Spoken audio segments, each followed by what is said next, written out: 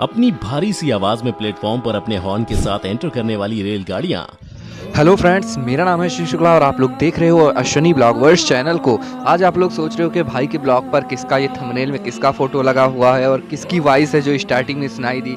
तो आज मैं आपको बता दूं कि हमारे भाई पार्थो शुक्ला। कौन है ये लोग? कहाँ से आते हैं? जो एक बहुत बड़े सिंगर हैं, लेकिन इनका एक चैनल था वो डिलीट हो गया, इसलिए वो वीडियो बनाना छोड़ दिए। स्ट्राइक आ गया था किसी कारण म्यूज़िक का, तो भाई बहुत दुखी हुए। उनके पास जानकारियाँ बहुत सारी हैं, इसलिए आज हमारे चैनल पर आप लोगों के साथ रेलवे की जानकारी साझा करेंगे। मुझे उम्मीद है कि उनकी वॉइस भी अच्छी लगेगी। और अब तो वो वर्क करना बंद कर दिए क्योंकि उनका यूट्यूब चैनल जो था 1 लाख के ऊपर सब्सक्राइबर थे, उनका चैनल डिलीट हो गया। ये वीडियो को स्टार्ट करते हैं फ्रेंड। अभी मजा आएगा ना भिड़ो। अगर वीडियो आपको अच्छा लगेगा तो प्लीज हमारे चैनल को शेयर, सब्सक्राइब और लाइक कीजिएगा। 10 लाइक और 5 कमेंट्स भी आ चुके हैं। अपनी भारी सी आवाज में प्लेटफॉर्म पर अपने हॉर्न के साथ एंटर करने वाली रेलगाड़ियां अपने साथ न जाने कितने लोगों को उनकी यात्रा की समाप्ति पर पहुंचा देती हैं। लेकिन इस यात्रा को पूरा करने के लिए ये ट्रेन जिन लोहे की पटरियों का इस्तेमाल करती हैं, असल में वो पटरियां ही इस यात्रा के लिए सबसे बड़े रोल में नजर आती हैं। क्योंकि इतनी बड़ी रेलगाड़ी धरी की धरी रह जाएगी अगर ये पटरियां ना होती। तो ये वही पटरियां हैं जो ट्रेन की रफ्तार के साथ उनकी डायरेक्शन से लेकर उनका ठहराव तक निर्धारित करती हैं, जिन पर सिक्के रखकर चुंबक बनाने की कहानियां आप सबने सुनी होंगी। लेकिन क्या आपने ये कभी गौर किया है कि ये ट्रेन की पटरियां आखिर बिछाई कैसे जाती हैं? और अगर ट्रेन में स्टीयरिंग होती ही नहीं है तो इन पटरियों पर ऐसी क्या कारगुजारी करते हैं कि ट्रेन अपना ट्रैक बदल देती है? आज की इस वीडियो में हम आपको यही बताने वाले हैं। तो अगर आप भी ट्रेन की यात्रा को लेकर क्यूरियस रहते हैं तो बने रहिए आज की इस इंटरेस्टिंग वीडियो में। दोस्तों, जैसा कि हम सबको पता है कि ट्रेन लंबी दूरी की आरामदायक यात्रा के लिए एक एनवायरमेंट फ्रेंडली तरीका है, जिसमें उसकी पटरियां, जिसे अंग्रेजी में रेल ट्रैक कहते हैं, उसे अगर कैजुअली एक नजर में देखें तो हम पाएंगे कि ये पटरियां दूर तक सीधी जाती हुई दिखाई देती हैं, जिनमें दोनों पटरियों के आपसी मिलाप की कोई कहानी नजर नहीं आती है। थोड़ा और गौर से देखते हैं तो हम पाते हैं कि इन सारी पटरियों को एक स्लीपर यानी कि एक बीम नुमा सरफेस, जिसे स्लीपर कहते हैं, उसके ऊपर से दौड़ाया जाता है, जिसके ऊपर बहुत सारे छोटे छोटे पत्थर रहते हैं। लेकिन दोस्तों, ये सारी चीजें जिन्हें हम देख पाते हैं एक पटरी को देखते हुए, वो असल में काफी कॉम्प्लेक्स यानी जटिल प्रक्रिया है। तो आइए अब आपको समझाते हैं क्या है वो पूरा प्रोसेस। अगर हम ट्रैक के इस स्ट्रक्चर को समझें तो हम पाएंगे कि इसमें सबसे पहले आता है सब ग्रेड, उसके ऊपर आता है बॉटम बैलास्ट, और फिर इस बॉटम बैलास्ट के ऊपर बिछाया जाता है स्लीपर को, और उसके ऊपर लोहे की पटरियां, फिर उसके ऊपर आता है टॉप बैलास्ट। अब आते हैं इन अलग अलग एलिमेंट्स को एक साथ मिलाने वाले प्रोसेस पर। ट्रेन ट्रैक बिछाने के प्रोसेस में सबसे पहले सब ग्रेड को प्रिपेयर करने के लिए रूट मैप के हिसाब से रास्ते में आने वाली सभी मुश्किलों को रास्ते से हटाया जाता है, जैसे पेड़ पौधे, पहाड़, पानी की बात करें तो ये पटरियों के लिए हमेशा से सबसे खतरनाक होता है। किसी भी रेल ट्रैक पर अगर किसी भी तरह से पानी इकट्ठा होता रहे तो वो पटरियों के लोड सहने की कैपेसिटी को कम कर देता है, जिससे कि पटरियों के खराब होने की संभावना बहुत बढ़ जाती है। इसीलिए इस खराबी से बचने के लिए सबसे निचले हिस्से के सब ग्रेड को बिछाते हुए उसे ऊपर से थोड़ा इंक्लाइन कर देते हैं, ताकि उस पर कितना भी पानी पड़ता रहे वो उस पर जमा ना होकर नीचे चला जाता है। इसके बाद जब सब ग्रेड बन जाता है तो उसके ऊपर रफ एज स्टोन्स का एक बेड लेयर बिछा देते हैं। इनके एज रफ होने की वजह से इन्हें फैलाने में आसानी होती है। इसके बाद इनके ऊपर स्लीपर यानी कंक्रीट की ये बीम लगाए जाते हैं, जो पहले लकड़ी की हुआ करती थी, लेकिन पानी में खराब हो जाने के कारण उन्हें अब कंक्रीट का ही बनाया जाता है। इसके बाद इन स्लीपर्स पर लोहे की पटरियों को जोड़ा जाता है। जब इन्हें जोड़ते हैं तो आमतौर पर इस पर वेल्डिंग की जाती है, जो इन पटरियों को आपस में एक साथ जोड़ देती है। लेकिन यहीं पर आता है पटरियों पर लगने वाला थर्मल इफेक्ट, यानी पटरियों के फैलने का प्रोसेस।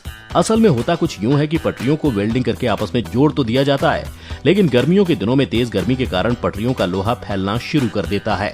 तो अगर वो पूरी तरह से जुड़ी रहेंगी तो ज्यादा गर्मी पड़ने पर अगर थर्मल एक्सपेंशन के कारण ये फैलती हैं, तो या तो पटरियां टेढ़ी हो जाएंगी या फिर उनमें क्रैक्स पड़ जाएंगे। जिससे बचने के लिए पटरियों में कई जगहों पर क्रैक्स लगाए जाते हैं, जिसकी वजह से गर्मियों में फैलने के बावजूद भी पटरियां टेढ़ी नहीं होती हैं। इसके बाद वहां पर एक बोल्ट लगाकर उसे स्लीपर पर कस देते हैं। अब इतना कुछ हो जाने के बाद इन बिछी हुई लोहे की पटरियों को पूरी तरह से पैक कर देने के लिए इनके ऊपर बैलेट्स बिछा देते हैं, जो कि ये छोटे छोटे रफ एज स्टोन्स होते हैं। ऐसा करने के बाद इन पटरियों की लोड सहने की कैपेसिटी अपने आप बढ़ जाती है। अगर हम आंकड़ों पर जाएं तो 1 किलोमीटर की पटरी बिछाने में करीब 1 करोड़ रुपए का खर्च आ जाता है। लेकिन ये सिर्फ मैदानी इलाकों में पटरी बिछाने की कीमत है। अगर हमें पहाड़ी इलाकों में पटरियां बिछानी है तो ये कीमत और ज्यादा बढ़ जाती है। इसके अलावा अगर हमें ट्रेन की पटरियों के साथ ही इलेक्ट्रिसिटी को भी गुजारना होता है तो पटरियां बिछाने जितना खर्चा ही बिजली के तार और पोल खड़े करने में भी लग जाता है। जैसा कि हम देखते हैं कि हमारे देश में सिर्फ 2 पटरियां ही बिछाई जाती हैं, लेकिन विदेशों में कई जगह एक साथ 3 पटरियां बिछाई जाती हैं। वहाँ ऐसा इसलिए करते हैं क्योंकि वो तीसरी या कह लें कि एक्स्ट्रा पटरी पर इलेक्ट्रिसिटी फ्लो कराते हैं। दरअसल ट्रेन से एक रिसीवर उस पटरी पर टच हुआ करता चलता है, जिससे कि ट्रेन को जरूरी इलेक्ट्रिसिटी मिलती रहती है। इंडिया में ऐसा इसलिए नहीं किया जाता क्योंकि ये संभावना जताई जाती है कि लोग अगर गलती से भी उसके ऊपर चढ़ गए तो हादसा हो सकता है। वैसे रेलगाड़ी या रेल इंजन के बारे में एक और खास बात यह है कि इनमें पटरी बदलने के लिए कोई स्टीयरिंग नहीं होता। रेल तो वैसे ही वैसे चलती है जैसे जैसे उसकी लाइन चलती है, लेकिन फिर जब रेलगाड़ी को कोई टर्न लेना होता है या कोई रास्ता बदलना होता है तो ये काम कैसे किया जाता है?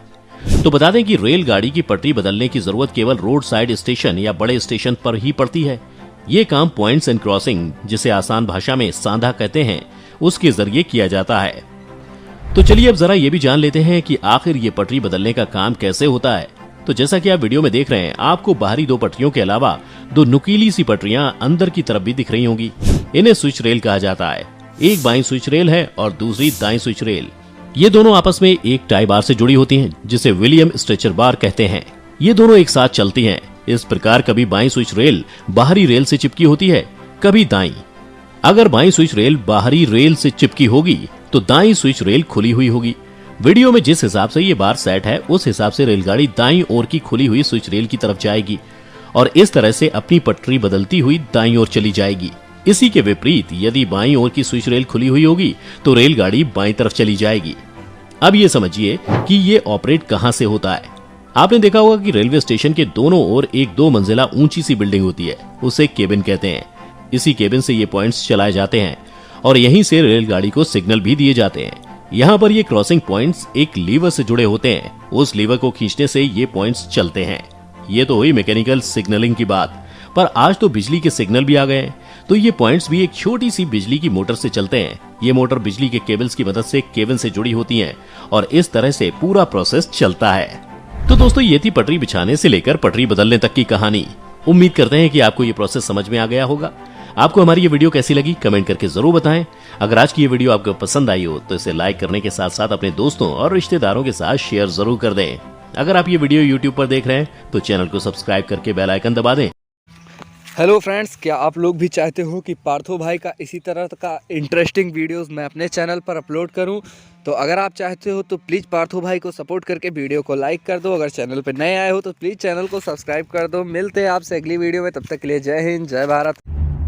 क्यों हिला डाला ना? मजा आया और मैं ये जो मजा है हिंदुस्तान के हर व्यक्ति को देना चाहता हूं।